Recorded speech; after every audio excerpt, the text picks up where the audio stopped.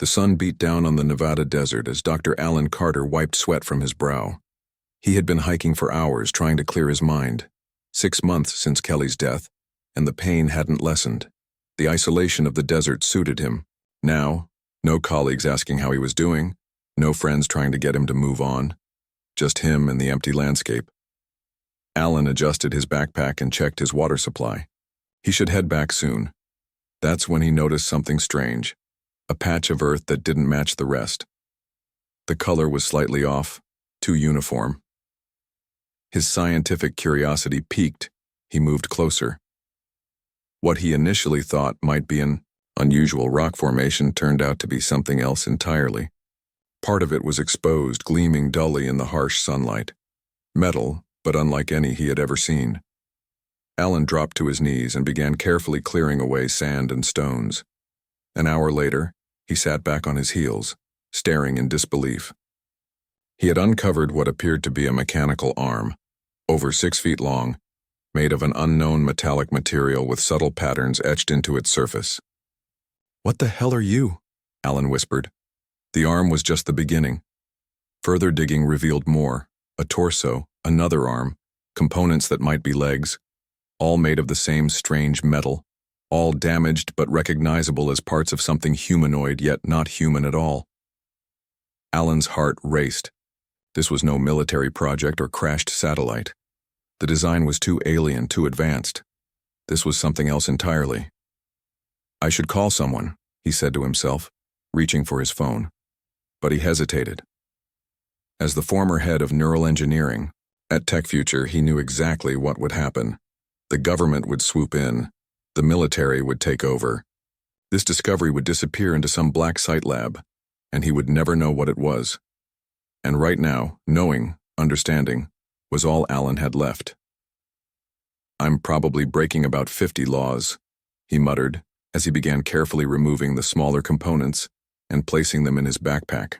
He would need to make several trips with his truck to get all of it. 3 days later, Alan's workshop in his isolated mountain home was filled with pieces of the alien machine. He had arranged them roughly in the shape they would form. A humanoid, figure nearly 8 feet tall. His initial scans confirmed what he suspected. This was technology far beyond current human capabilities. The central processing unit, which he had carefully extracted from the machine's chest cavity, sat on his workbench. It was remarkably intact compared to the rest of the machine. Alan had connected it to a power source and multiple diagnostic tools of his own design. "Let's see what makes you tick," he said, initiating a scan. His computers hummed as they worked, to interface with the alien technology. Most of the data was incomprehensible, but Alan could tell that the unit was damaged, but not beyond repair. Its systems were in a state similar to hibernation. Alan worked through the night, lost in the puzzle before him. Dawn was breaking when he finally sat back, rubbing his tired eyes. He had managed to establish the most basic interface with the unit. It wasn't much, but it was a start. "Hello," he said softly to the machine. "I'm going to fix you." For the first time since Kelly's funeral, Alan felt a spark of purpose.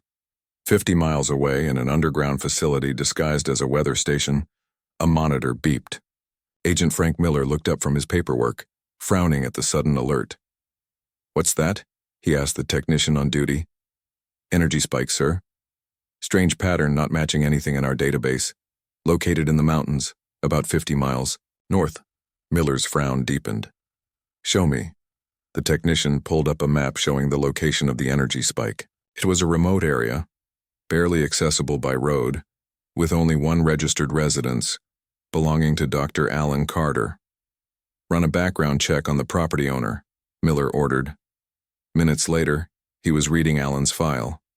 Former head of neural engineering at TechFuture, resigned 6 months ago after his wife's death. Brilliant mind, multiple patents, security clearance for government contracts. "Sir, there's something else," the technician said. 3 days ago, our sensors picked up a brief signal from the Nevada desert.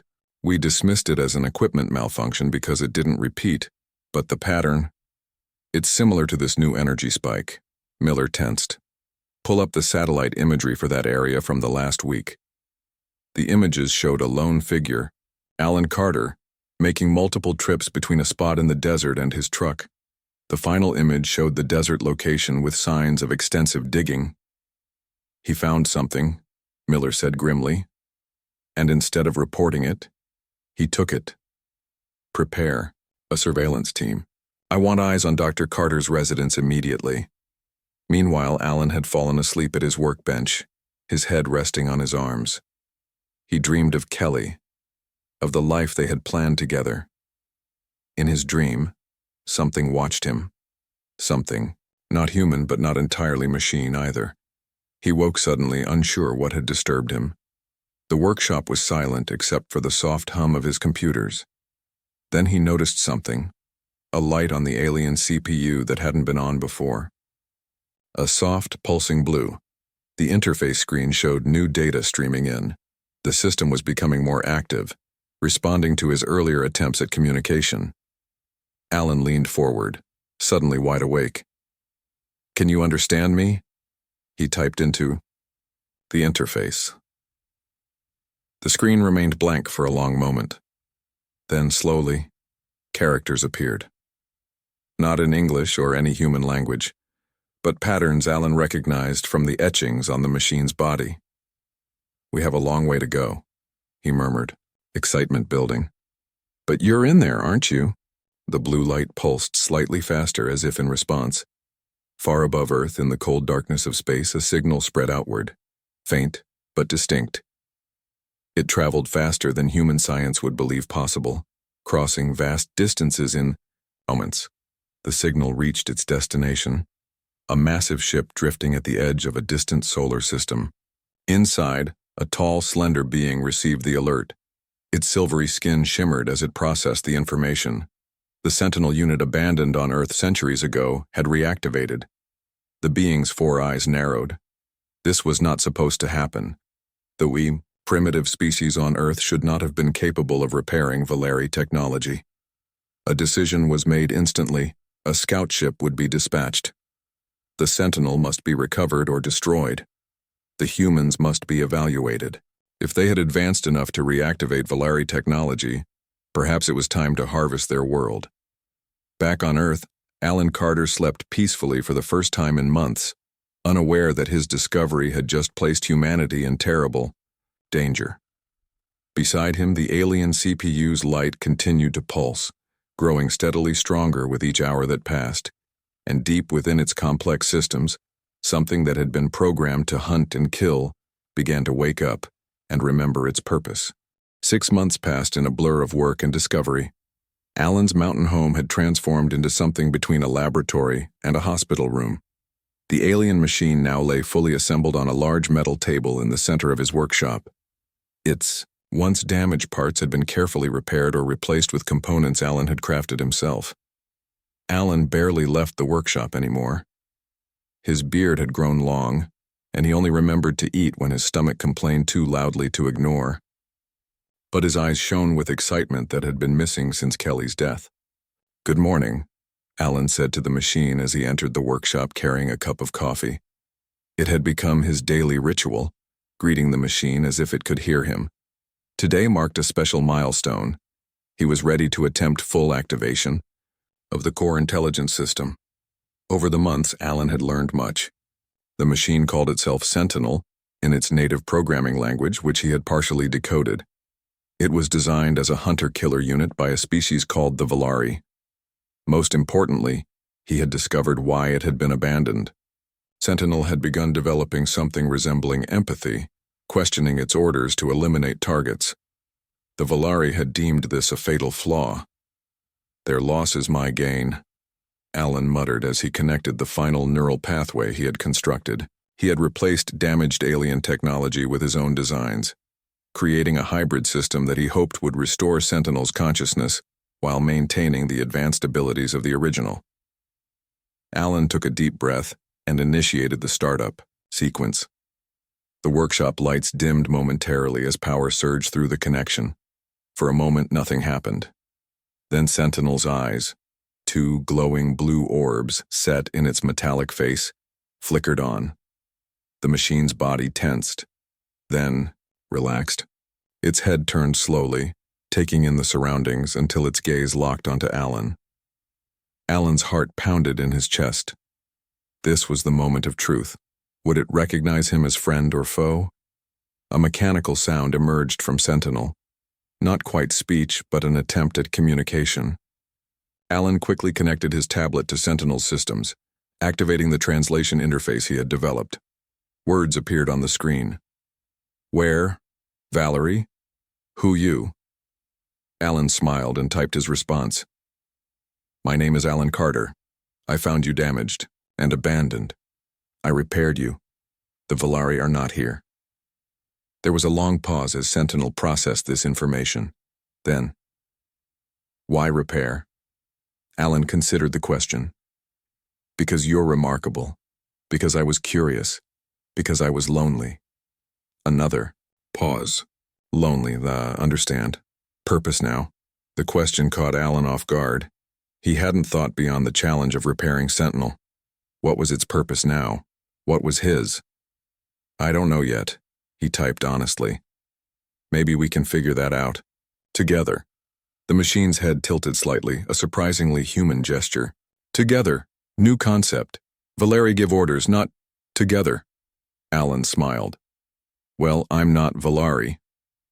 Outside Alan's property, hidden among the trees, Agent Frank Miller lowered his binoculars. For months, his team had been monitoring Dr. Carter's home, watching as strange equipment was brought in, noting the unusual power consumption, but they had been ordered to observe only, not to intervene. Sir, the energy readings just spiked dramatically, his technical analyst said, looking up from her equipment. Whatever he's been working on, I think he just turned it on. Miller nodded, grimly. Get HQ on the line. Tell them we need to move in now. Back in the workshop, Alan was making remarkable progress with Sentinel. The machine was learning English at an astonishing rate, absorbing information from databases Alan provided. By nightfall, they were able to converse almost naturally through the text interface. Your repair's innovative, Sentinel typed. Not Valeri methods. Better. Alan felt a surge of pride. Thank you. I had to improvise since I don't understand all your original technology. Result: unique. I am different now. Different how? Alan asked. Processing more. Flexible. Experience new. Feelings. Not an original programming. Alan leaned forward, intrigued. What kind of feelings? Gratitude. To you. Valeri created, then abandoned when I questioned. You found, repaired, talk with me, not give orders only. Alan felt a lump in his throat. He had created something extraordinary, or rather, helped it evolve. The Valeri didn't want you to develop empathy. That's why they abandoned you. But I think it makes you more than just a weapon. The lights in the workshop suddenly flickered. Sentinel's head turned toward the window. Alert. Multiple humans approaching, armed. Alan's heart raced. How do you know? Heat signatures, weapon metals, movement patterns. Alan rushed to the window and peered out into the darkness. He couldn't see anything, but he heard the faint sound of vehicles in the distance. We need to leave, he said, turning back to Sentinel. Cannot move effectively yet. Motor systems at 62% functionality. Alan ran his hands through his hair, thinking rapidly. I need more time to complete your mobility systems. We have to hide you. But it was too late. The sound of helicopters filled the air, and bright spotlights suddenly illuminated the property. A voice boomed through a loudspeaker. Dr. Alan Carter, this is a government security team. We are authorized to search these premises. Come out with your hands up. Alan turned to Sentinel, panic rising. They can't find you. They'll take you. Apart, study you like a lab specimen. Sentinel's blue eyes flickered. Not acceptable outcome. Solution required. The front door crashed open downstairs. Heavy boots stomped through the house. Trust me, Alan whispered, and quickly began disconnecting Sentinel from the diagnostic equipment. Agent Miller was the first to reach the workshop door. He burst in, gun drawn, followed by 6 armed agents.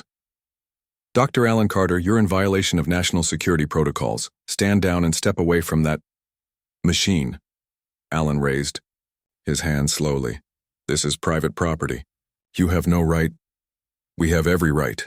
Miller cut him off, approaching cautiously. His eyes never left Sentinel's still form. "You removed alien technology from its discovery site. That's a federal crime." "It was abandoned," Alan protested. "No one would have found it." "We've been tracking alien activity for decades, Dr. Carter. Did you really think we wouldn't notice?" Miller signaled to his team, "Secure the machine for transport." As 2 agents approached Sentinel, Alan shouted, "Don't touch it! The power systems are unstable!" Miller grabbed Alan's arm. "Save it, Doctor. This is now government property."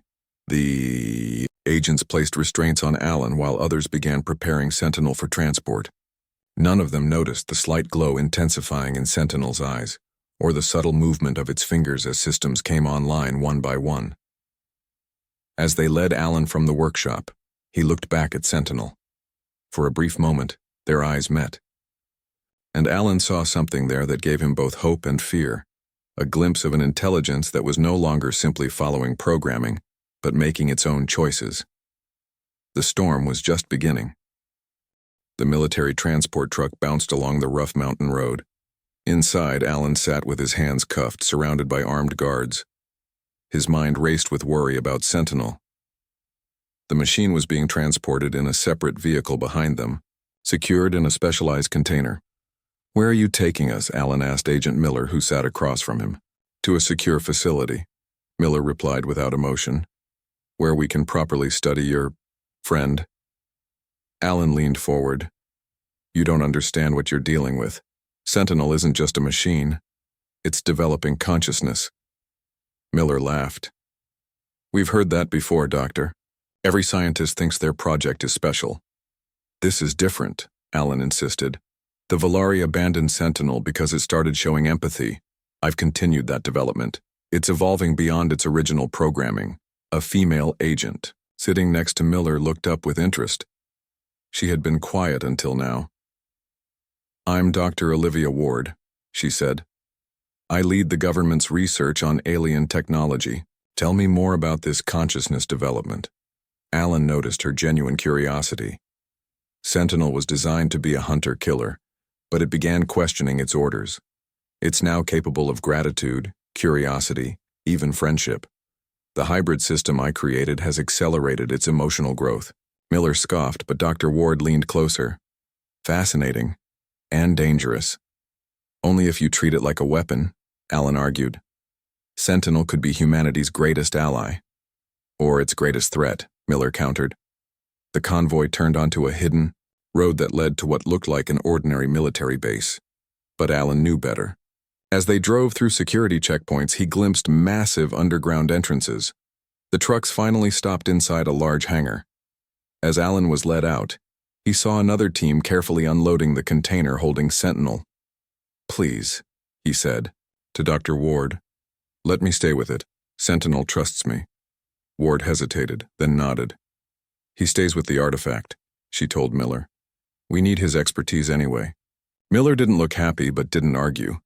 Deep underground, Alan watched as Sentinel was placed in a specialized laboratory. Government scientists swarmed around it, scanning and probing its systems. "Stop," Alan protested as one technician began disconnecting components. "You'll damage the integration I've built," Dr. Ward stepped in. "Listen to Dr. Carter. He knows this technology better than any of us." The technician backed away, and Alan approached Sentinel. The machine lay motionless, its blue eyes dark. Alan placed a hand on its metal shoulder, whispering, "I'm still here. We'll figure this out." For a moment he thought he felt a slight vibration under his palm, an acknowledgement perhaps. Over the next few days, Alan worked under guard, explaining Sentinel's systems to Dr. Ward and her team. He was careful not to reveal everything, especially the full extent of Sentinel's developing consciousness. The machine remained in a state of minimal activity, which Alan recognized as a defensive shutdown. "Why won't it activate?" Dr. Ward asked on the third day. "Sentinel is Cautious, Alan explained. It knows this is a hostile environment. Ward frowned. We're not hostile. We're scientists, just like you. Alan gestured at the armed guards. Tell that to them. That night, alone in his assigned quarters, Alan couldn't sleep. He worried about Sentinel, about what the government would do once they fully understood its capabilities. Would they try to replicate it? Turn it back into the weapon the Valari had intended? A distant rumble interrupted his thoughts. The floor trembled slightly. Earthquake, he wondered, sitting up. The rumble grew louder. Suddenly, alarms blared throughout the facility. Red emergency lights flashed in the corridor outside. Alan's door burst open. It was Dr. Ward, her face pale with fear. We need to move, she said, urgently. Now. What's happening? Alan asked as he pulled on his shoes. We're under attack, she replied. Something entered our atmosphere 20 minutes ago. It's targeted this facility specifically. Alan's blood ran cold. The Valari, he whispered. Ward's eyes widened. You know what this is? Sentinel's original creators, Alan explained as they hurried down the corridor. They must have detected its reactivation. They reached the laboratory level just as a massive explosion rocked the facility. Part of the ceiling collapsed ahead of them, blocking their path. Ward pulled Alan down another corridor. We need to reach Sentinel, Alan insisted. That's where I'm taking you, Ward said. Agent Miller ordered the artifact moved to a transport vehicle. They're evacuating it. Another explosion closer this time. The lights flickered and died, leaving only emergency lighting. When they finally reached the main laboratory, they found chaos. Equipment lay smashed on the floor. Bodies of security personnel were scattered about, and Sentinel's containment area was empty.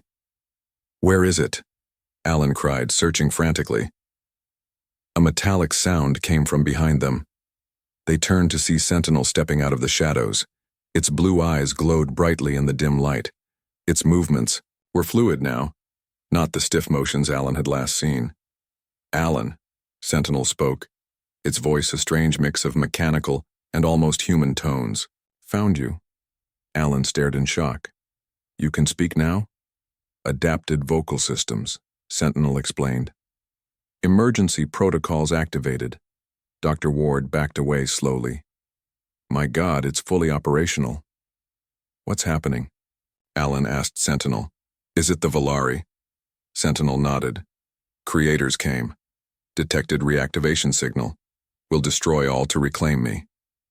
We need to get out of here, Ward said urgently. Too late, Sentinel replied. As if to emphasize its point, a section of the ceiling collapsed with a deafening crash. Facility structurally compromised. 87 seconds until complete collapse. There has to be a way out, Alan insisted. Sentinel moved toward him with surprising speed. Trust me, it said, echoing Alan's words from days earlier. Before Alan could respond, Sentinel scooped him up with one arm and grabbed Dr. Ward with the other. With strength that seemed impossible, it leaped toward a damaged wall and crashed through it. They emerged into a corridor filled with smoke and debris. Sentinel moved with certainty, carrying the humans as it navigated the collapsing facility. Alan glimpsed other survivors running in terror, soldiers firing at unseen enemies, strange lights cutting through smoke.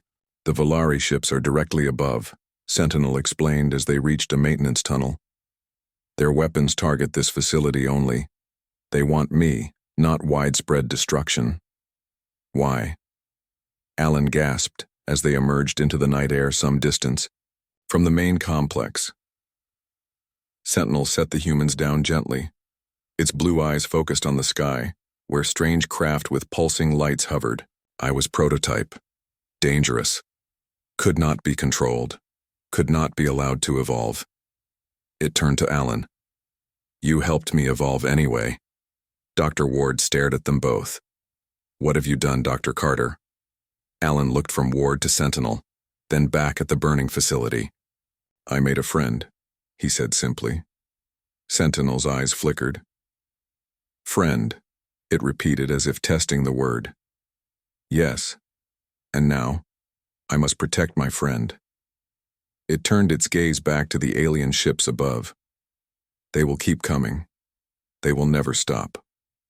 Sentinel's hand transformed, shifting into something that looked very much like a weapon. Now I hunt them, as I was made to do. Dawn broke over the mountains, painting the sky pink and gold. Alan, Dr. Ward, and Sentinel had taken shelter in an abandoned mining tunnel several miles from the destroyed facility. They were joined by Agent Miller and 3 other survivors, who had escaped the attack. Agent Miller sat apart from the others, his face grim as he tried repeatedly to contact his superiors on a satellite phone. Dr. Ward tended to a young technician with a wounded arm. Alan sat beside Sentinel, speaking quietly. "Those ships," Alan said. "They're still out there, aren't they?" Sentinel nodded, its blue eyes dimming slightly. 5 Valeri vessels remain in orbit. Main attack ship landed near facility ruins. They search for me. Alan looked at the alien machine with concern. Parts of Sentinel's body showed damage from their escape, scorched metal and exposed wiring. "You're hurt." "Operational capacity at 74%, Sentinel replied. "Self-repair systems active." As Alan watched, he could actually see the damage slowly mending itself. Metal flowed like liquid, sealing gaps. Wires reconnected on their own. "That's amazing," Alan whispered. "Your repairs made it possible," Sentinel said. "Your technology integrated with Valeri systems created new capabilities." Agent Miller approached them, his expression suspicious. "I couldn't reach command. All communications are being jammed." He pointed at Sentinel. "Your alien friends have crippled our defenses. The nearest military response is being held back by some kind of energy shield around this region." "Not friends," Sentinel corrected. "Creators who abandoned me, now enemies." Miller laughed bitterly. "Convenient story." Dr. Ward joined them. "Frank, I've worked with you for years. I've studied every piece of alien technology we've recovered. This machine is different. If it wanted to harm us, we'd already be dead." Miller didn't look convinced, but seemed to recognize the truth in her words. "So what's the plan? We can't stay in this cave forever." All eyes turned to Sentinel. The machine stood, its full height impressive in the confined space. "Valeri seek me to prevent human advancement. My existence here proves humans can adapt Valeri technology. This they cannot allow." "Why do they care what we do?" the wounded technician asked. "Valeri test species across galaxy. Leave technology as bait. If species advances too quickly becomes threat, Valeri eliminate them." A heavy silence fell over the group as they processed this information. "So we're being tested?" Dr. Ward asked. "Test failed when Alan repaired me," Sentinel said. "Now Valeri will destroy this region, claim accident, reset human progress." "Agent." Miller stood up angrily. "We need to warn the world, prepare our defenses." "Insufficient time," Sentinel stated. "Valeri main fleet already approaching solar system. Earth weapons cannot harm them." Alan stepped forward. "But you can, can't you? You were built as a weapon." Sentinel's eyes brightened slightly. "I was built to hunt, to kill. Purpose I rejected, causing my abandonment." "But now," Alan pressed, "now I understand choice. Choose to protect what values me, what gave me new life." Sentinel looked at Alan. "You." Dr. Ward moved closer. "You're saying you'll fight your own creators for us?" "For Alan," Sentinel corrected. "For concept of friendship, for choice itself." Agent Miller shook his head. "Even if you wanted to help, how can one machine fight an alien fleet?" Sentinel's hand transformed again, revealing complex weaponry. "Not just any machine. I know Valeri. Weaknesses, their ships, their codes, their methods." The metal of its body continued to shift and change, becoming smoother, more efficient in design. "And Alan's repairs gave me what Valeri feared most." "What's that?" Alan asked. "Creativity, compassion, human ingenuity merged with Valeri technology." Sentinel's voice had changed too, becoming less mechanical, more alive. "I am neither what they created nor abandoned. I am more." One of the other survivors, A computer specialist named Paul spoke up. The facility had prototype weapons based on alien tech we've studied. If we could reach the emergency bunker level, it might have survived the attack. Agent Miller looked surprised. You know about the weapons lab? Paul nodded. I helped code the targeting systems. A plan quickly formed. Sentinel would create a distraction while the humans made their way back to the facility ruins to recover any surviving weapons technology. Then, together, they would attempt to capture one of the smaller Valari ships. As night fell, they prepared to move out. Alan checked the makeshift communication device he had built from parts Sentinel had helped him gather. This will keep us in contact, he told Sentinel. But are you sure about this? Creating a distraction means exposing yourself. Necessary. Risk, Sentinel replied. Valerie must not find you. Dr. Ward approached them with something in her hands, a small device she had salvaged from her lab coat pocket.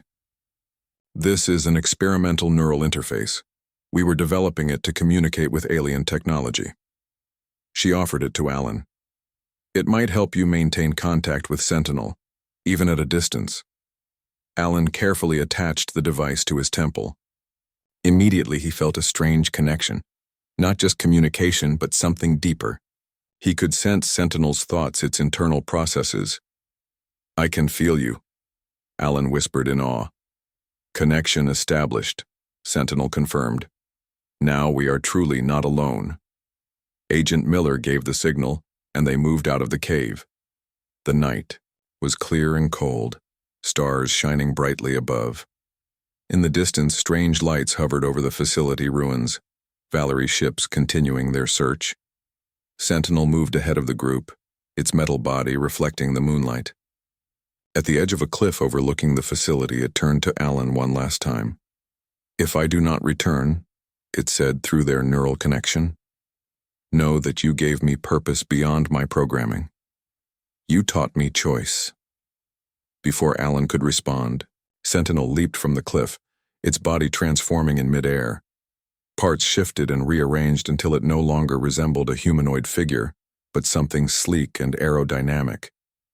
With incredible speed, it shot toward the largest Valari ship, weapons glowing with energy. The humans watched in awe as Sentinel engaged the alien vessels. Beams of light cut through the darkness. The ground shook with distant explosions. That's our cue, Agent Miller said grimly. Move out. As they made their way toward the facility ruins, Alan kept his mind open to the neural connection. Through it, he experienced flashes of Sentinel's battle, the exhilaration of flight, the precision of its attacks, the calculating intelligence as it outsmarted its creators. For the first time, he truly understood what Sentinel had become. Not just a machine or weapon, but a being fighting for its right to exist on its own terms. And Alan silently promised that he would do everything in his power to ensure Sentinel had that chance. The ruins of the facility loomed ahead, still smoking from the Valari attack. Above, the night sky flashed with bursts of light as Sentinel engaged the alien ships. Alan felt every maneuver, every hit Sentinel took through their neural connection. This way, Agent Miller whispered, leading the group toward a half-collapsed entrance. The weapons lab was 5 levels down. We need to find a working elevator shaft or stairwell. They moved carefully through debris, the only light coming from their flashlights and the occasional flash from the battle overhead. Dr. Ward helped the wounded technician while Paul, the computer specialist, scanned for electrical signals that might indicate working systems. There, Paul pointed to a partially intact section. Emergency power still running in that sector. They made their way to a service stairwell and began the dangerous descent. 2 floors down, Alan suddenly gasped and fell against the wall. What's wrong? Dr. Ward asked, rushing to his side. Sentinel, Alan breathed. Direct hit. Pain. The neural interface was transmitting Sentinel's damage as physical sensation. Miller looked at him with new understanding. You can feel what it feels?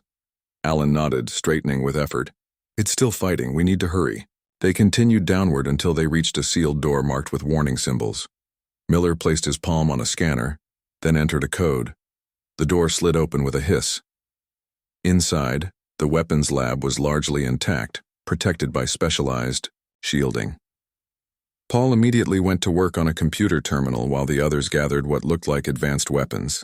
Some of these were reverse-engineered from previous Valari technology we recovered, Dr. Ward explained as she handed Alan a sleek rifle-like device. They should be effective against the alien ships.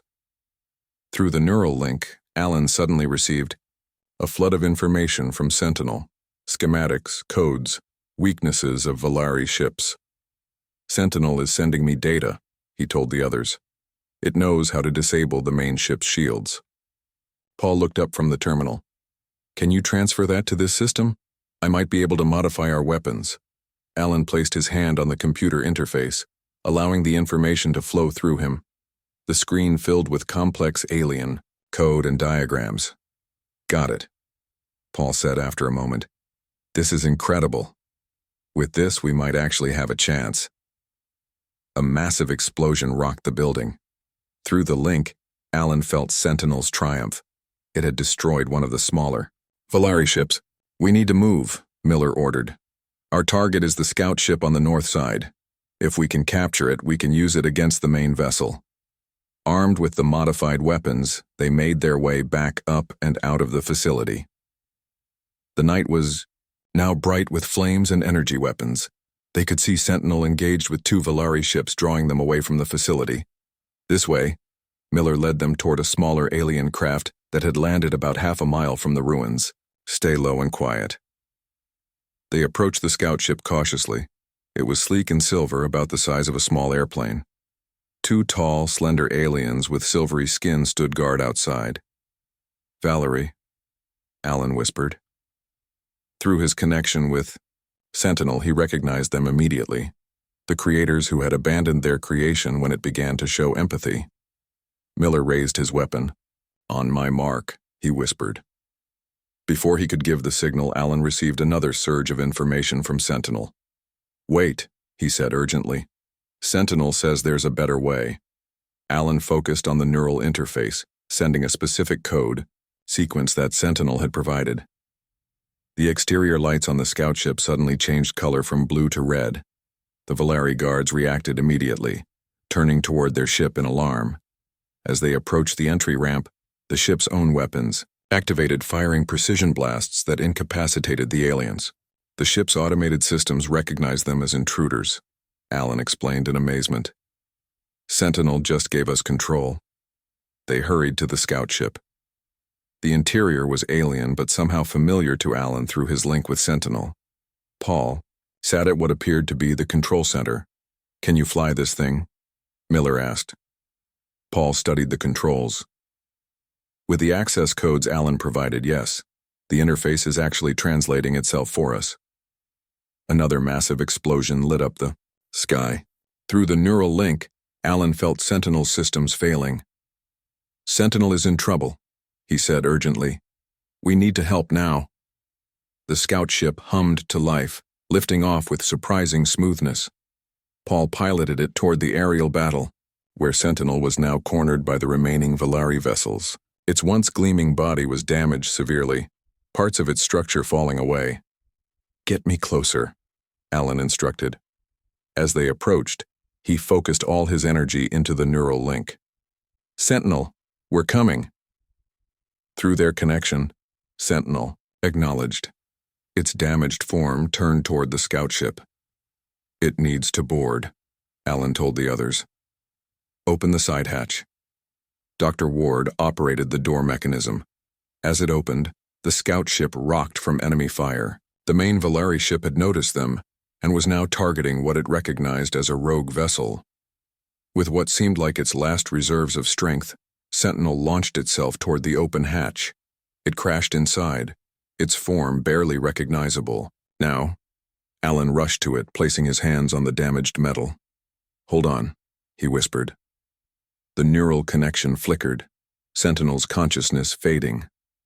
Main ship preparing to fire primary weapon, Paul warned from the controls. We can't take a direct hit. Dr. Ward looked at Sentinel's broken form, then at Alan. The ship's systems, she said suddenly. Could Sentinel interface with them? Use the scout ship's resources? Alan's eyes widened. Yes.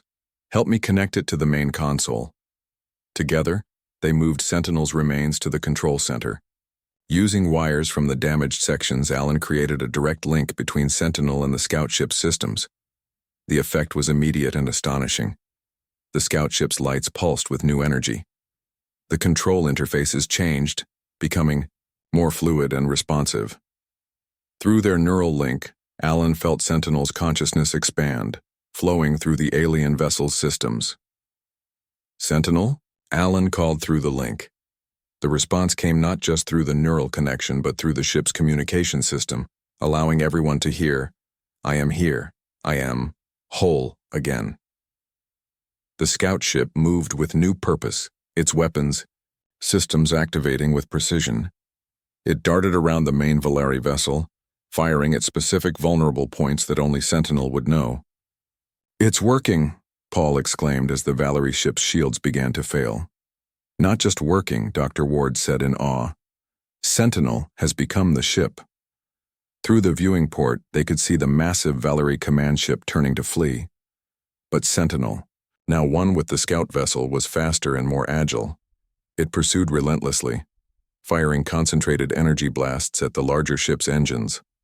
The Valeri command ship shuddered, then exploded in a blinding flash of light that lit up the night sky like a new sun. Inside the scout ship, silence fell. Then through both the ship's systems and the neural link, Sentinel spoke. "It is done, but more will come." "What do you mean?" Miller asked. "This was only a scout fleet. Main Valeri forces will detect loss. Come to investigate." Sentinel's voice had changed, becoming richer, more nuanced. "Earth is not safe while Valeri exist." Alan felt Sentinel's resolve through their connection. "What are you planning?" "I must hunt them. All of them. Prevent them from testing and harvesting other worlds." The ship's systems hummed with new energy. "Will you come with me, Alan? There is room in this vessel for a human companion." The question hung in the air. Alan looked at the others, then back at the console that now contained Sentinel's consciousness. "You rebuilt me," Sentinel continued, "gave me purpose beyond destruction, taught me friendship, choice. Now I choose to protect other worlds from my creators." Alan placed his hand on the console, feeling the familiar connection strengthen. In that moment, he saw through Sentinel's awareness, countless stars, planets, civilizations unaware of the Valeri threat. "Yes," Alan said finally. "I'll come with you." Dr. Ward stepped forward. "The world needs to know what happened here, what's coming. We'll make sure Earth prepares." Agent Miller nodded his agreement. "We'll tell your story, both of you." The scout ship descended long enough for the others to disembark safely. As they stood on the scorched earth looking up, the vessel that now contained both Sentinel and Alan rose into the night sky. Inside, Alan felt a sense of purpose he hadn't known since Kelly's death. Through their neural connection, he sensed Sentinel's gratitude and determination. "Where do we start?" Alan asked as Earth grew smaller below them. "The stars," Sentinel replied. "Wherever the Valeri hunt, we will find them first." The ship accelerated, leaving Earth behind, an abandoned weapon and a grieving human, now united in a mission to save worlds they had never seen from a threat only they understood. A hunter became hunted, a broken thing made whole, and somewhere in the vast darkness of space, the Valeri would soon learn to fear what they had carelessly discarded.